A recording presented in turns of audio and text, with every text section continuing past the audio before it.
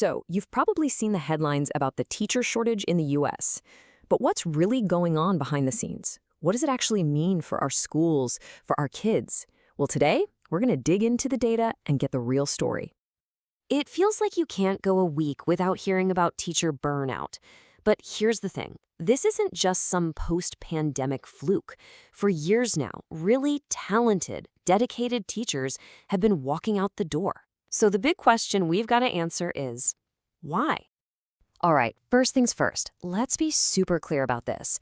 This whole crisis didn't just pop up out of nowhere after 2020. Nope. The warning signs, the pressure, all of it has been building up for a long, long time.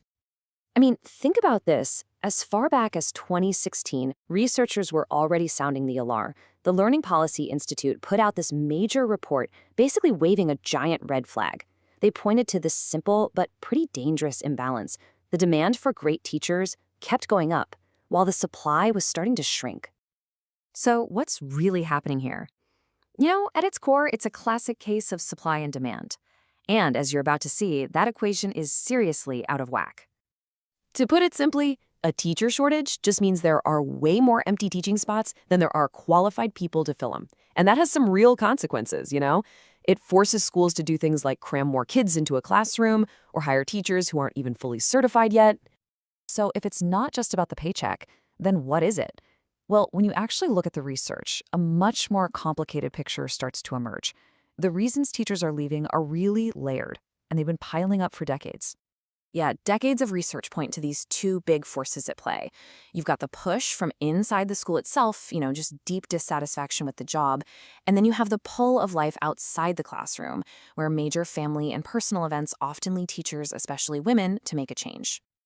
And what this really tells us is that the day-to-day working environment is often the breaking point. I mean, think about it.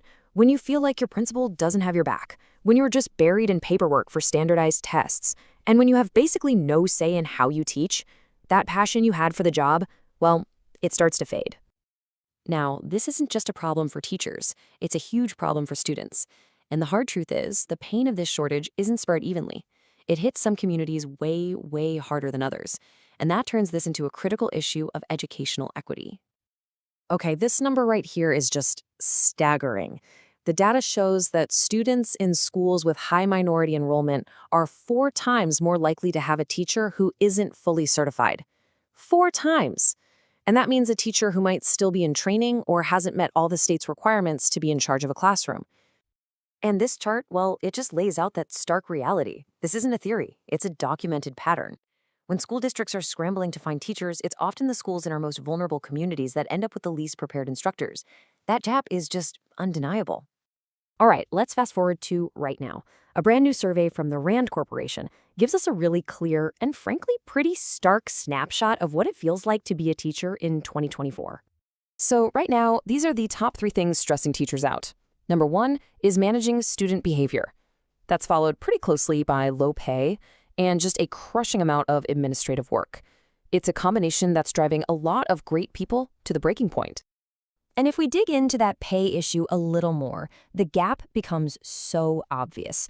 Only about 1/3 of teachers feel like their salary is adequate. Compare that to over half of their peers in other fields. That kind of financial gap makes it incredibly hard to attract and keep the best people. And it's not just the pay, it's the hours. More than half of all teachers are working over 50 hours a week. That's nearly double the rate of other comparable professionals. So they're working more for less pay, a combination that is just not sustainable in the long run. Okay, so after all of that, the big question is, what can we actually do? The experts seem to agree that just putting on short-term patches isn't going to work. We have to fix the system itself. Experts talk about this thing called the leaky bucket problem. It's a great metaphor. If you keep pouring new, often underprepared teachers into the top to fill all the gaps, you're not actually solving anything, because the experienced teachers are still leaving out the bottom. You just end up in this constant churn of hiring and scrambling. The only real solution is to fix the bucket.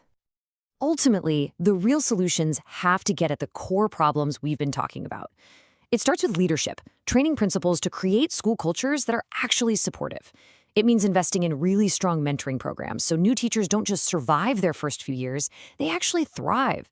And yes, of course, it means offering competitive salaries that value these professionals for the crucial work they do.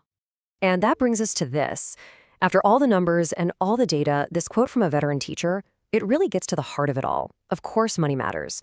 But what keeps a great teacher showing up day after day, year after year, isn't just the paycheck. It's having a principal who has their back. It's having colleagues who lift them up and inspire them. It's about culture. And the real question this leaves us with is this: how do we build more schools where our best teachers actually want to stay?